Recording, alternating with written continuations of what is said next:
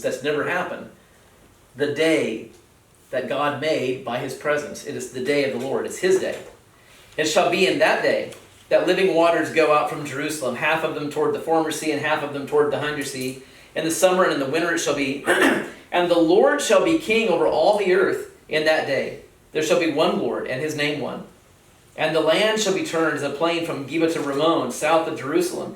It shall be lifted up and inhabited in her place, from Benjamin's gate to the place of the first gate, to the corner gate, and from the tower of Hananiel to the king's winepress. There's that scripture, Zechariah 14:10. If you want to research that and look it up on a map, you might kind of find it interesting. I look at that scripture and I think that's where the base of the New Jerusalem is going to sit. I don't know that, but I'm just going to watch and see. That's kind of what I think. And the men shall dwell in it, and there shall be no more utter destruction, but Jerusalem shall be safely inhabited. And this shall be the plague wherewith the Lord will smite all the people that have fought against Jerusalem. Their flesh will consume away, they'll stand while they stand upon their feet. Their eyes shall consume in their holes, and their tongue shall consume in their mouth. So everybody that's fighting against Jerusalem, it's going to be just like Indiana Jones and the first Indiana Jones. What was it? Holy Grail. Holy Grail? No, that's the second one. Lost Ark of the Covenant, right. So the Indiana Jones Ark of the Covenant, when they open the covenant, and all of a sudden everybody's flesh melts off of them, that scene, I'm going to bet you money that they pulled that out of the scripture right here. It shall come to pass in that day that the great tumult from the Lord will be among them. They will lay hold every one on the hand of his neighbor, and his hand shall rise against his hand of his neighbor. Judah will fight at Jerusalem, and the wealth of all the heathen round about shall be gathered together, gold, silver, and apparel in a great abundance. So shall the plague of the horse, and the mule, and the camel, the ass, the beast that shall be in those tents shall be with this plague. So in other words, for the people who are fighting against Israel, against Jerusalem, they're going to die that way. Not only that, but their families are going to die that way. Their horses, their camels, everything that they possess is going to rot that way. It's going to dissolve. Catch this. It shall come to pass that every one that is left of all the nations which came against Jerusalem, so now this is the group of people that Jesus is coming back to rule and reign over. Of all those which came against Jerusalem will go up year to year to worship the King, the Lord of hosts, to keep the Feast of Tabernacles. And it will be that whoso will not come up of all the families of the earth unto Jerusalem to worship the King, the Lord of hosts, even them, upon them will be no rain. So that's the first year. Every king of every people group will come to Jerusalem for the Feast of Tabernacles, and if they don't, their land gets no rain. And if the family of Egypt go not up and come not, that have no rain, in other words, they've already skipped 1 year, they don't have rain, there shall be the plague. Well, what was the plague? We just read it back in verse 12. The plague, this shall be the plague, wherewith the Lord will smite all the people that have fought against Jerusalem. Their flesh will consume away, they stand on their feet, their eyes shall consume away in their holes, their tongue will consume away in their mouths. So, of all those that have no rain, that don't come up, they will experience the plague, wherewith the Lord will smite the heathen, and that will not come up to the Feast of Tabernacles. This shall be the punishment of Egypt, the punishment of the nations that come not up to keep the Feast of Tabernacles, and in that day there will be on the bells of the horses holiness to the Lord. Now that really interesting part about this is the holiness to the Lord was what was written on the priests. So in other words, even the horses are holy at this stage, right? He's saying, in that day there will be upon the bells of the horses holiness to the Lord. That was a phrase that was reserved specifically for the priests to serve in the temple. But now everything is holy to the Lord because God's redeemed it. On the pots in the Lord's house, the pots in the Lord's house will be like the bowls before the altar. Everything is renewed. Everything is holy. Even the most common thing is now holy. Yes, every pot in Jerusalem and in Judea shall be holiness to the Lord of hosts. And all they that sacrifice will come and take of them, and they will seethe therein.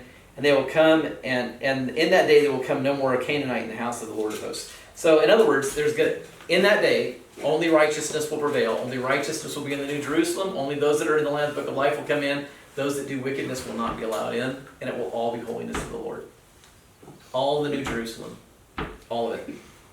Micah 4:1. I've got 2 more. Have to go back a few chapters to get to Micah.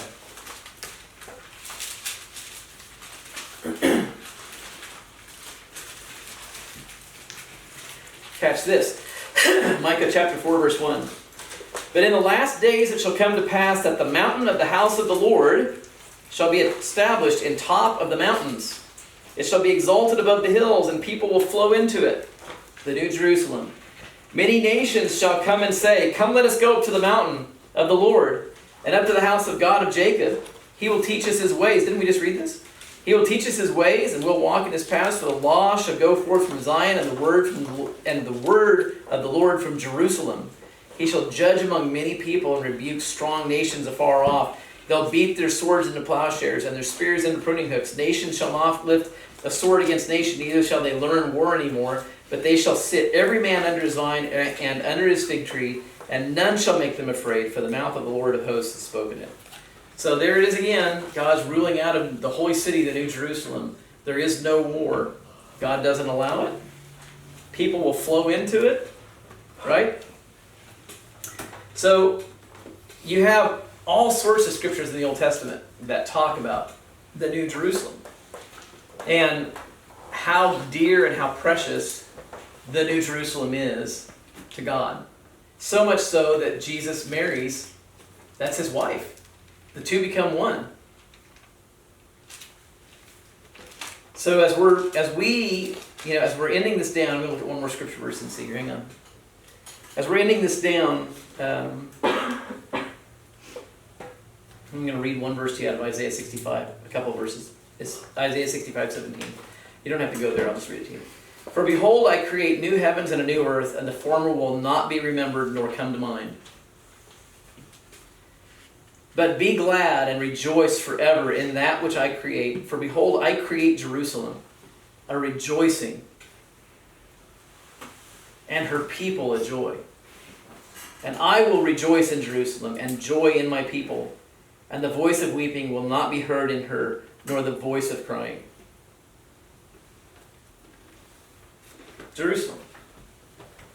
Where we land, where we end, all of us, is Jerusalem.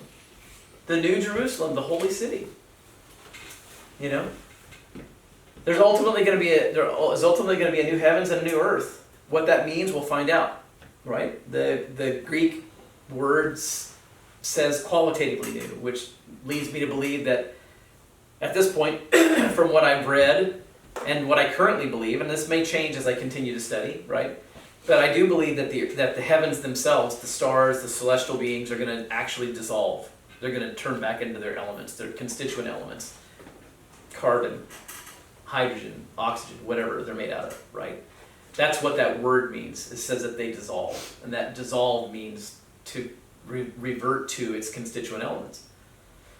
When it's talking about the new earth, given everything that I've seen, it looks like the earth is created qualitatively new. Not that the earth itself is destroyed as a ball, but that the earth is resurfaced, that fires go around the face of the earth and they just literally wipe away the entire face of the surface of the earth, that God resurfaces the earth. And now, could I be wrong? Absolutely, I could be wrong. It could be that the Lord actually does. Like, we're all in the New Jerusalem, and God says, hey, watch this, boom, the earth just vaporizes. He's like, hey, let's do it together, right? And the reason I say that is because in Proverbs, Scripture says, I, wisdom, was with God when he created the worlds. I joyed in his presence while I watched him do these things. So the Lord already had eyewitnesses the first time he created everything, and wisdom is recorded in the book of Proverbs as stating that she actually got to see it and enjoyed watching it, and she was filled with joy, it says, as she saw God creating the things that he did. So why wouldn't he allow us to be filled with joy to watch him create things? Could it be that the Lord creates a legitimate new earth? Absolutely, it could be.